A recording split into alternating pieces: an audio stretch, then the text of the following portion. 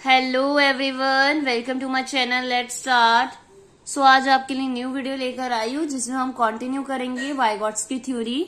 Last video में हमने वाइगॉट्स की थ्योरी पढ़ी थी जो सोशियो कल्चरल को रिप्रेजेंट करती है कि कैसे बच्चा डेवलप करता है अपने अंदर। डेवलपमेंट कौन मेन रोल प्ले करता है बच्चे की डेवलपमेंट के लिए, तो वो है सोसाइटी।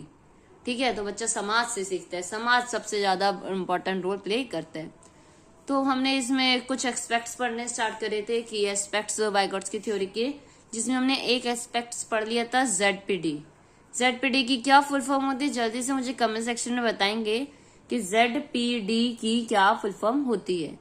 जेडपीडी हम ऑलरेडी पढ़ चुके हैं, एंड अगर आपने नहीं देखी है वो लास्ट वीडियो, तो ऊपर राइट हैंड साइड पे वीडियो के आई आइकन शो होगा यहाँ पे, तो आप उस पर क्लिक करोगे तो आपको फर्स्ट पार्ट इसका मिल जाएगा, जिसमें हमने जेडपीडी एंड वाइगॉट्स की थ्योरी क्या होती है ये सब जाना है। तो चलिए आगे कंटिन्यू करते हैं। सेकेंड एस्पेक्ट से स्कैफोल्डिंग। क्या है scaffolding? The process of providing support to a learner that gradually diminishes as they gain mastery. जो एक प्रोसेस होता है ना जिसमें हम सपोर्ट प्रोवाइड कराते हैं एक लर्नर को, ताकि वो उस चीज में मास्टरी गेन करके आगे बढ़ सके। जैसे एग्जाम्पल क्या दे गया, when teaching a child to ride a bicycle. हम बच्चे को सिखा रहे हैं कि बाइसाइकिल राइड कैसे करते हैं। You might start with training wheels. हमें ट्रेनिंग व्हील्स की हेल्प से पहले स्टार्ट करनी चाहिए साइकिलिंग, मतलब जिसे 3 व्हील्स कहते हैं, 3 व्हीलर वाली cycle. Then hold the bike steady and eventually let them ride without help. फिर कोई ऐसी चीज देनी चाहिए जो एक जगह खड़ी हो, जिसको बैलेंस नहीं, फिर उसके बाद उसको राइड करने के लिए देने चाहिए ताकि वो बिना हेल्प के राइड कर सके। तो स्कैफोल्डिंग क्या होती है, उसको गाइड करना, एक तरह से सही रास्ता दिखाना कि किस तरह से वो उस चीज को सीख सकता है, कोई भी चीज लर्न कर सकता है। तो क्या हो गया ये scaffolding. Now your next tool is cultural tool. The importance of tools like language, symbols and technology in shaping cognitive development. अब कल्चर किसका पार्ट है? सोसाइटी का। डिफरेंट कल्चर के लोग होते हैं, तो बच्चा कहीं ना कहीं इंपॉर्टेंट रोल प्ले करता है लाइफ में। डिफरेंट कल्चर के लोगों से इंटरेक्ट करता है, उनकी भाषा को सीखता है, उनके कल्चर्स के बारे में जानता है, टेक्नोलॉजीज को सीखता है कैसे। तो ये सब चीजें कल्चरल टूल भी मदद करते हैं बच्चे की कॉग्निटिव डेवलपमेंट को शेप करने में। Next one, fourth one is जो कि काफी इम्पोर्टेंट, जो कि एक एस्पेक्ट है वाइगॉट्स की थ्योरी का, वो है आपका इनर स्पीच। इनर स्पीच क्या होती है? जो हम अपने आप अंदर शांत मन से जो बात करते हैं, जैसे silent internal language of thought that people use to reason, plan and regulate their behaviour. Silent मतलब माइंड में चल रहा है, लिपसिंग की नहीं होती, वॉइड आवाज निकालने के मन में हम जो बातें सोचते हैं, थॉट्स लेकर आते हैं, रीजन करते हैं कि हाँ ये करना चाहिए, उसके अकॉर्डिंग हम अपना बिहेवियर शो करते हैं सामने वाले को। That is called inner speech.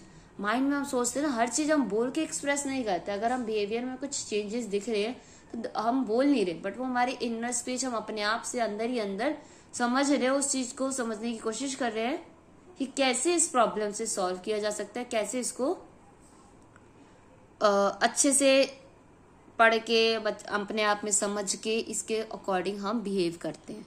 मन में ही सोचते हैं कि हमें इस सिचुएशन में किस तरह का बिहेव करना चाहिए, किस तरह से हैंडल करनी चाहिए। तो हम मन में अपने अंदर जो स्पीच, अंदर ही बात करते हैं मन में, that is called inner speech. And your next one is play. As you know, play कहीं ना कहीं बहुत इंपॉर्टेंट रोल प्ले करता है हमारी लाइफ में। बिना खेले हम कोई भी चीज नहीं सकते। हम दूसरों के साथ खेलते हैं, गिरते हैं, कूदते हैं, सब करते हैं, सीखते हैं चीजें, लेसन सीखते हैं। The importance of play in children's development as a way to practise mediation. जो इम्पोर्टेंस है प्ले की चिल्ड्रन के डेवलपमेंट में, वो इसी तरह है जैसे हम मेडिएशन करते हैं ना, उसी की तरह। बच्चा खेलता है, कूदता है, उसकी बॉडी एक तो हेल्दी होती है, खुलती है, कहीं ना कहीं वो चीजें सीखता है कि कैसे पेशेंस लाना है, पेशेंस कैसे रखते हैं, कॉर्पोरेट कैसे करते हैं। ये जो टर्म्स है ना, बच्चा धीरे धीरे खेल के दौरान सीखता है। पेशेंस इन द सेंस आप कह सकते हो लाइक स्विंग है कोई, तो उसमें 1 बाय 1 टर्न आती है, तो बच्चा अपनी टर्न की वेट करेगा, तो कहीं ना कहीं पेशेंस आएंगे उसमें। और कॉर्पोरेशन या कोई ग्रुप गेम खेला जा रहा है, लाइक क्रिकेट हो गया,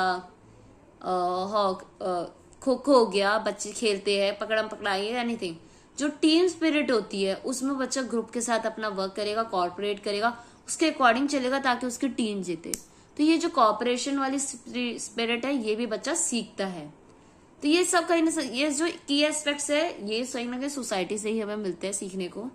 ठीक है, नाउ वाइगॉट्स्की थ्योरी का मेन आइडिया किस चीज पर बेस्ड है, जो कि ये है, Vygotsky theory is based on the idea that learning is a social process that occurs through interactions with people who have more knowledge or skill.